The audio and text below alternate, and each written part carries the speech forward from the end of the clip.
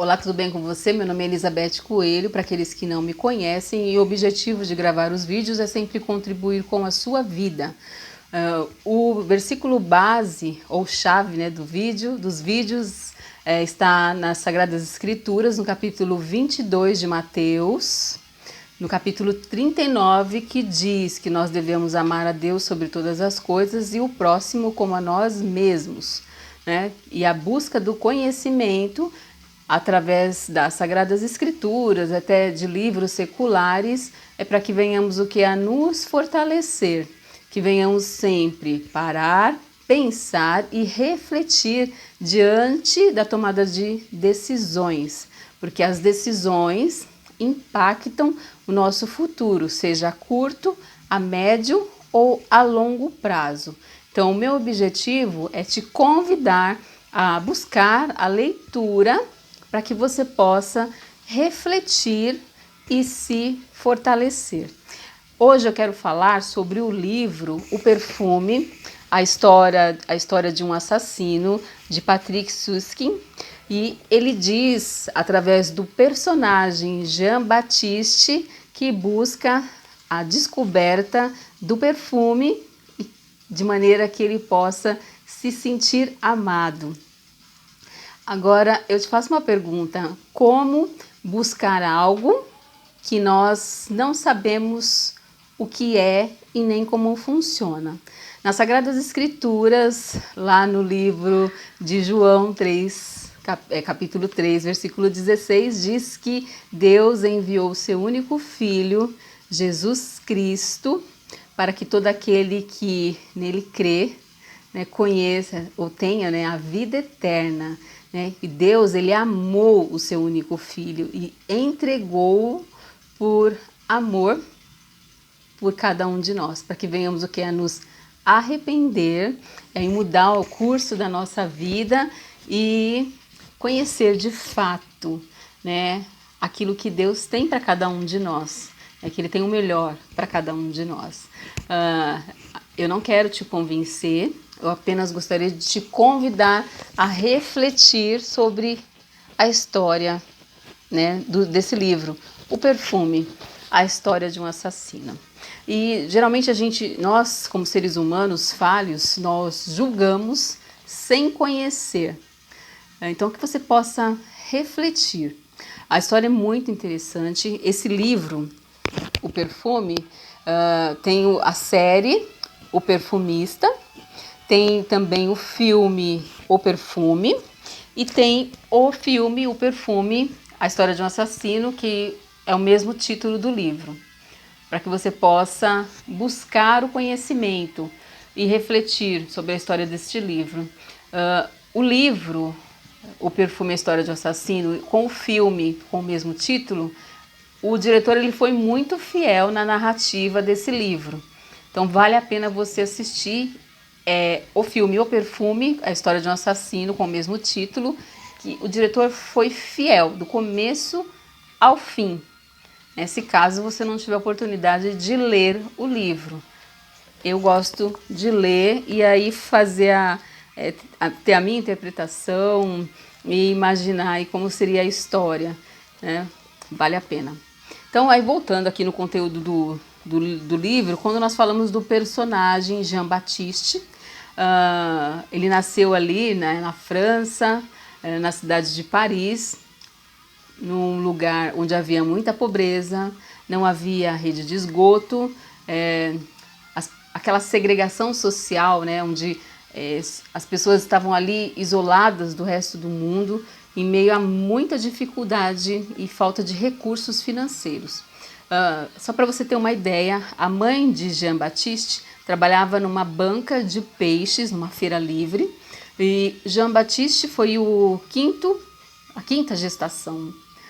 E quando chegava ali as dores do parto, a mãe simplesmente ali na sua rotina de trabalho, ela ficava ali embaixo da mesa, onde era depositado os restos do peixe ali do decorrer da feira, e ali a criança praticamente era descartada. Né? As 4 primeiras gestações, as crianças nasceram mortas e foram recolhidas no final da feira juntamente com os restos por um caminhão e eram jogadas ali no depósito. Quando chegou, no caso, quando ela sentiu as dores do parto do quinto filho, no caso Jean Baptiste, ela cortou o cordão umbilical com a faca que ela cortava os peixes e a criança nasceu, não chorou, ela cortou o umbigo e continuou trabalhando. Só que, para surpresa, não só da mãe, como de todos que estavam ali ao redor, Jean Baptiste começou a chorar, né, e chamou a atenção de todos que estavam ali. E a mãe abandonou o filho. E por conta disso, e pela descoberta dos outros 4 partos que ela teve, e o abandono de João Baptiste em meio aos restos apodrecidos de peixe, ela foi condenada à forca. Jean Baptiste, ele foi designado para a igreja, né, que prestava esse socorro aos necessitados, e ele passou a ser cuidado por uma ama de leite, né, que cuidava ali das crianças abandonadas. Consequentemente, logo após, ele foi designado, encaminhado para um orfanato, e todas as crianças, todas as pessoas que tinham contato com Jean Baptiste tinham uma certa repulsa por ele. E Jean Baptiste, ele não foi acolhido nos braços, ele não sentiu o amor de sua mãe. Ele estava ali em meio a praticamente sozinho, né? Ele não teve a atenção como toda criança tem, né, ao nascer.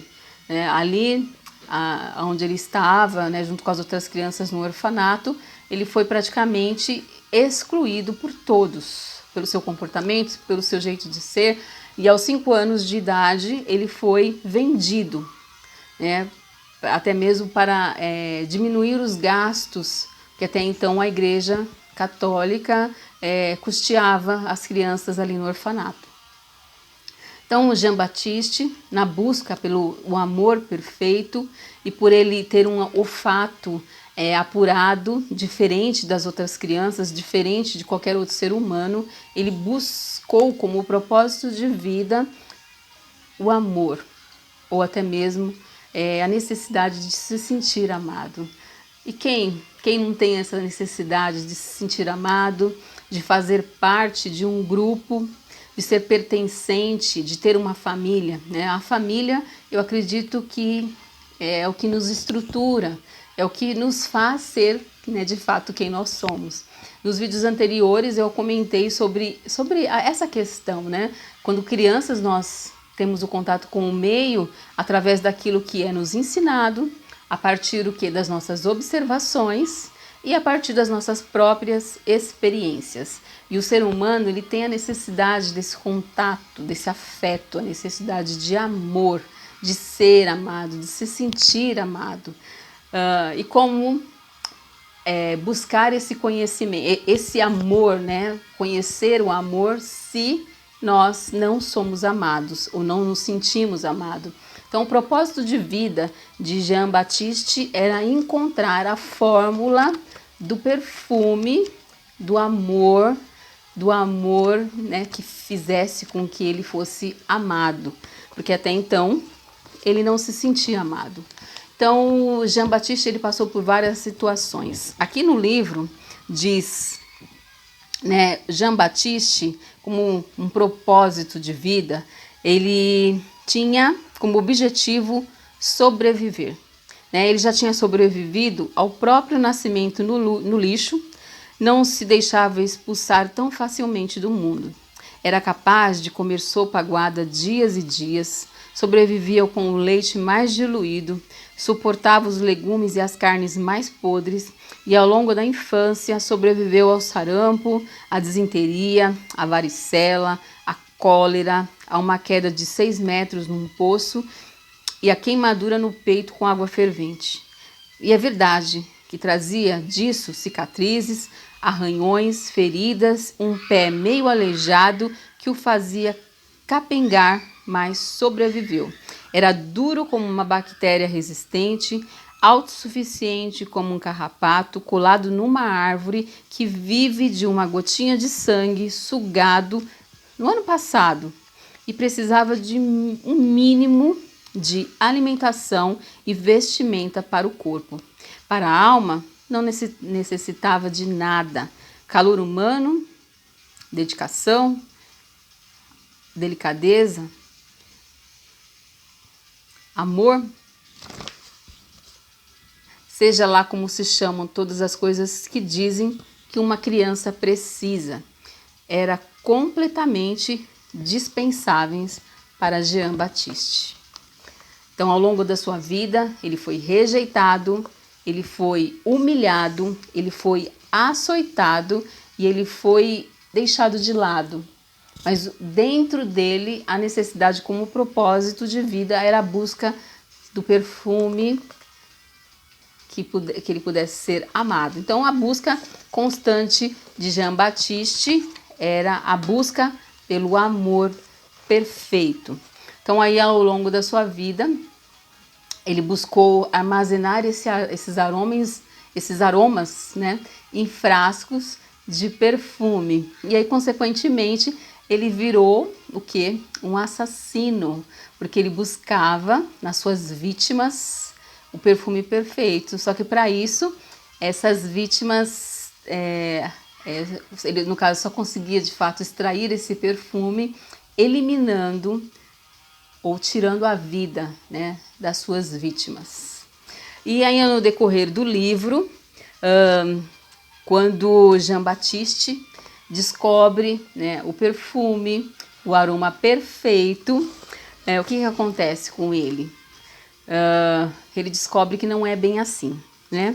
O que ele sempre havia desejado, ou seja, que as pessoas o amassem, tornava-se no instante do seu êxito, quando ele descobriu a fórmula do amor perfeito, insuportável, pois ele mesmo não as amava, mas as odiava.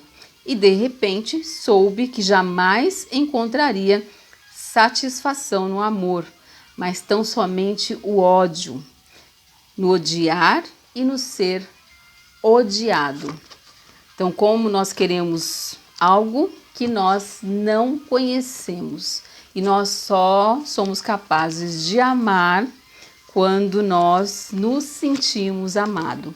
E o amor perfeito só pode vir de Jesus, quando nós, né, encontramos essa fórmula perfeita nas Sagradas Escrituras. Então eu quero deixar para que você possa meditar nas Sagradas Escrituras, no livro de Gálatas, no capítulo 5, diz assim, para que você possa meditar sobre o que diz aqui nas Sagradas Escrituras.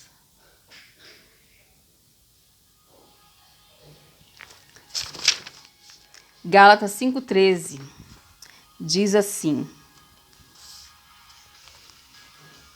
Irmãos, vocês foram chamados para a liberdade, mas não usem a liberdade para dar ocasião à vontade da carne. Ao contrário, sirvam uns aos outros mediante o amor.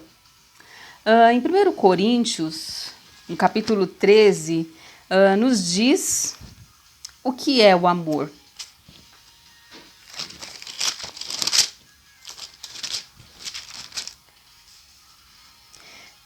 O que é o amor?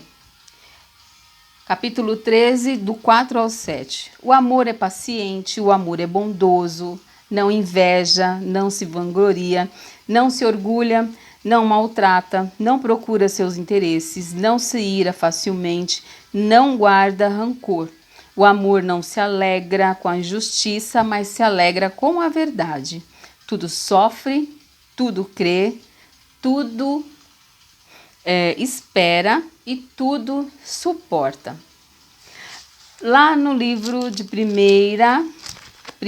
João, nos diz, só para reforçar, o que é O que é o amor?